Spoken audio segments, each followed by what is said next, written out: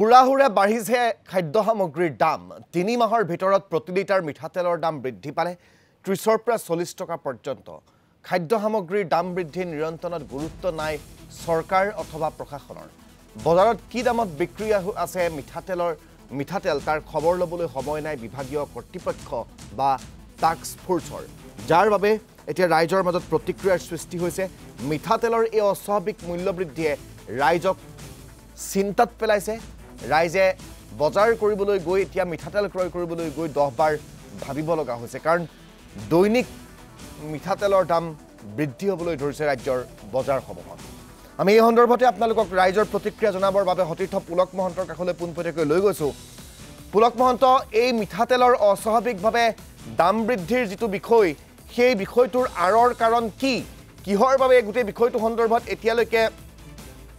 যোগান বিভাগ বা তেওঁলোকে গঠন কৰা টাস্ক ফোৰ্সে কোনো গুৰুত্ব প্ৰদান কৰা নাই কিহৰ বাবে এইদৰে অস্বাভাৱিকভাৱে কেইটামান মাহৰ ভিতৰতে ৩০ৰ পৰা ৪০ টকা পৰ্যন্ত প্ৰতি লিটাৰ মিঠাতেলৰ দাম বৃদ্ধি হৈছে তাৰ কাৰণবোৰ ব্যৱসায়ীসকলে কি কয়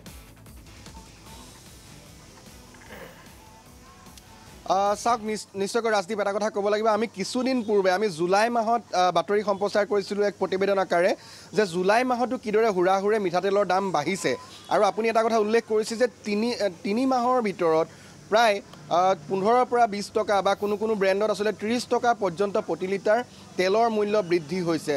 আৰু যেটো যোগান বিভাগৰ কথা কৈছে আসলে সেই বিভাগটো অসমত নামতহে যে আছে কামত নহয় সেয়া আসলে সকলো ৰাইজে জানে আৰু যি টাস্ক ফোৰ্স সেই টাস্ক ফোৰ্সে আসলে কেৱল চমক দিবলৈ মাত্ৰ বছৰেকত হয়তো যেনেকৈ বিহুৰ সময়ত কুলি ওলায় বা কুলি চৰাই আহে তেনেকৈ আসলে কেতিয়াবা চমক দিবলৈহে বজাৰত 2-3টা আসলে সংবাদ মাধ্যম তেওঁলোকে মাতি নিজৰ অভিযান চলোৱা আসলে দেখুৱায় সেয়াই হৈছে আজি তাৰিখত অসমৰ যোগান বিভাগ বা যেটো টাস্ক ফোৰ্স আছে তেওঁলোকৰ সেয়া কাম যাৰ বাবে আসলে নিতৌ আমি দেখিবলৈ পাইছো যে বজাৰ অনিয়ন্ত্ৰিত ৰূপত আছে সেয়া লাগিলে মিঠাতেলেই হওক বা অন্যান্য যিখিনি অত্যাৱশ্যকীয় খাদ্য সামগ্ৰী হওক প্ৰত্যেকবিধ খাদ্য সামগ্ৰীৰ আসলে হুৰাহুৰে দাম বাঢ়িছে আৰু শেহতীয়াকৈ যদি আমি উল্লেখ কৰোঁ তেনেহ'লে মিঠাতেল মই পুনৰবাৰ কৈছোঁ যে আমি জুলাই মাহত সেই প্ৰতিবেদন কৰিছিলোঁ যে জুলাই মাহতো হুৰাহুৰে দামিছে এতিয়া আগষ্ট মাহ প্ৰথমটো সপ্তাহ আৰু এই মুহূৰ্তত যদি আমি কওঁ প্ৰত্যেকটো ব্ৰেণ্ড সেয়া লাগিলে মিঠাতেলৰ আপুনি ধাৰা কওক বা অন্যান্য ব্ৰেণ্ড কওক প্ৰত্যেকটো ব্ৰেণ্ডৰে কিন্তু দাম যথেষ্ট বাঢ়িছে বিগত এই এমাহ বা 1.5 মাহ বা 3 মাহত যদি আপুনি চাই ব্যৱসায়ীসকল আছে মই তেওঁলোকৰ পৰা পোনে জানিবলৈ যত্ন কৰিম প্ৰতিক্ৰিয়া ল'বলৈ যত্ন কৰিম দাদা আমি গম পাইছোঁ যে মিঠাতেলৰ দাম নিতৌ বাঢ়ি গৈ আছে ইয়াৰ আগৰ মাহতো আমি খবৰ লৈছিলোঁ এইবাৰ কেনেকুৱা খবৰ আকৌ বাঢ়িছে আকৌ 4 টকা লিটাৰত বাঢ়িছে চেনিৰ দাম বাঢ়িছে 1 টকা মিঠাতেলৰ দাম বাঢ়িছে তাৰপিছত আপোনাৰ ইঞ্জিন তেলৰ বাঢ়িছে সব তেল দাম সবেই বাঢ়িছে আৰু চেনিৰো দাম বাঢ়িলে কণীৰ দাম বাঢ়িলে মাজতে কমিছিল আকৌ বাঢ়িলে বস্তু দাম বাঢ়িয়ে আছে আৰু যেটো বস্তু দাম বাঢ়া নাই সেইটো বস্তু সৰু হৈ গৈছে যে মেগীটো এতিয়া দামটো 10 টকাই আছে কিন্তু কোৱান্টিটি কমি গৈছে সেনেকুৱা আৰু যিবিলাক বিস্কুটৰ তেনেকুৱা হৈছে গাখীৰৰ দাম আৰু আকৌ বাঢ়িছে 1 টকা আমুল তাজাৰ দাম বাঢ়িছে এতিয়া 4 টকা লিটাৰত বাঢ়িছে এনেকুৱা বাঢ়িছে বস্তুৰ দাম ব্ৰেণ্ডবিলাক কেনেকৈ বাঢ়িছে ইঞ্জিনৰ বাঢ়িছে আপোনাৰ ইটো মাহত আকৌ 4 টকা বাঢ়িলে ইঞ্জিনৰ ধাৰাৰ বাঢ়িলে 3 টকা অনুপমৰ বাঢ়িলে 3 টকা এনেকুৱা আৰু কম দামৰ যদি চাকি জ্বলোৱাৰ কাৰণে যদি তেল থাকে সেইটোৰ দাম 10 টকা লিটাৰত বাঢ়িছে বস্তুৰ দাম বাঢ়িছে গ্ৰাহকে যদি কিনিবলৈ আহে 1 লিটাৰ তেল কিমান টকাত কিনিব লাগিব আৰু ধাৰা কিনিব লাগিব 195 ইঞ্জিন কিনিব লাগিব 215 টকা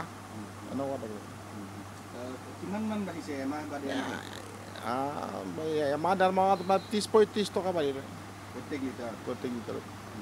নিশ্চয়কৈ এয়া হৈছে বজাৰৰ খবৰ ৰাজদীপ যি খবৰ আসলে যোগান বিভাগে নাজানে বিভাগীয় মন্ত্ৰীয়ে নাজানে বা সেইসকল লোকে নাজানে কিন্তু সেই খবৰ প্ৰত্যেকগৰাকী গ্ৰাহকেই জানে বা প্ৰত্যেকজন লোকেই জানে যোনে বজাৰলৈ আহে নিতৌ তেওঁলোকে সেই সমস্যাৰ সন্মুখীন হ'ব লগা হয় কাৰণ বস্তুৰ দাম হুৰাহুৰে বাঢ়িছে আৰু যেনেধৰণে ইয়াৰ ব্যৱস্থা হ'ব লাগিছিলে বিশেষকৈ যোগান বিভাগটোৱে যেনেকৈ চকু দিব লাগিছিলে কাৰণ প্ৰত্যেকবিধ মিঠাতেলত 1.5 মাহ বা 2 মাহত 15ৰ পৰা 20 টকা বাঢ়িছে গতিকে ভাবি চাওক কেনে পৰ্যায়ত মূল্য বৃদ্ধি বা এই আসলে দাম বৃদ্ধি হৈছে যি অমৃতকাল কোৱা হয় ডাবল ইঞ্জিন চৰকাৰ কিন্তু সেই সময়ছোৱাত অমৃতকালত ৰাইজে কেনেকৈ মূল্য বৃদ্ধি আচলতে কুঙা কৰিছে সেয়া আচলতে জ্বলন্ত উদাহৰণ মিঠাতেল এটা উদাহৰণহে ইয়াৰ উপৰিও অন্যান্য সামগ্ৰী ইতিমধ্যে ব্যৱসায়ীগৰাকীয়ে উল্লেখ কৰিছে যে প্ৰত্যেকবিধ সামগ্ৰীৰ দাম বাঢ়িছে সেয়া লাগিলে চেনি হওক সেয়া লাগিলে গাখীৰ হওক এনেকৈ নিত্য ব্যৱহাৰ্য যিখিনি সামগ্ৰী আছে প্ৰত্যেকবিধ সামগ্ৰী কিন্তু বিগত ধন্যবাদ জ্ঞাপন কৰিছোঁ আপোনাক পুলক মহন্ত আমাক পোনপটীয়াকৈ ব্যৱসায়ীসকলৰ প্ৰতিক্ৰিয়া জনোৱাৰ বাবে